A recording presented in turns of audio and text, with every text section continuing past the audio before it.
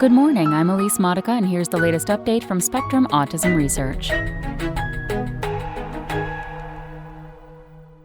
Autism traits in children more variable than previously thought, by Jonathan Moens. The severity of core autism traits changes substantially in nearly half of autistic children from ages 3 to 6, according to a new study. The work challenges previous research suggesting that most children's autism traits remain stable over time. We went into this study with a kind of conception of symptom stability across childhood, says lead investigator David Amaral, distinguished professor of psychiatry and behavioral sciences at the University of California, Davis Mind Institute. So it was really interesting to see that change does occur, and in a substantial way. Autism traits waned in nearly 1/3 of the children in the study and grew more severe in about 1/6. Girls were more likely to decrease in severity and less likely to increase than boys. The study also found that children whose traits diminish the most show the greatest gains in intelligence quotient scores, suggesting a link between cognitive development and autism traits. That there's potential for change and a lot more plasticity than previously thought is really hopeful, says study investigator Einat Weisbard-Bortov, a doctoral student in Amaral's lab. Shifting severity. Amaral's team analyzed data from 89 autistic boys and 36 autistic girls enrolled in the Mind Institute's Autism Phenome Project, which follows children with autism for several years after diagnosis. The team measured the severity of the participants' autism traits using a standardized test called the Autism Diagnostic Observation Schedule, which the children took when they were 2 or 3 years old and again when they were about 6.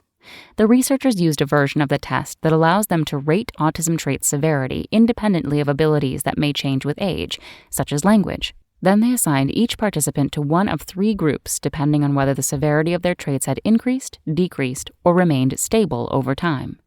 Trait severity had remained stable for 54% of participants, increased for 17%, and decreased for 29%. The results were published in May in the Journal of Autism and Developmental Disorders. 7 children's scores had decreased so much that they no longer met the criteria for an autism diagnosis, although some experts question whether these children lost their diagnosis entirely. You can function better or worse, but still you are in the spectrum, says Lucja Beleninek, assistant professor of psychology at the University of Gdansk in Poland, who was not involved in the study. Beleninek led a 2017 meta-analysis of how autism traits change over time. Making progress.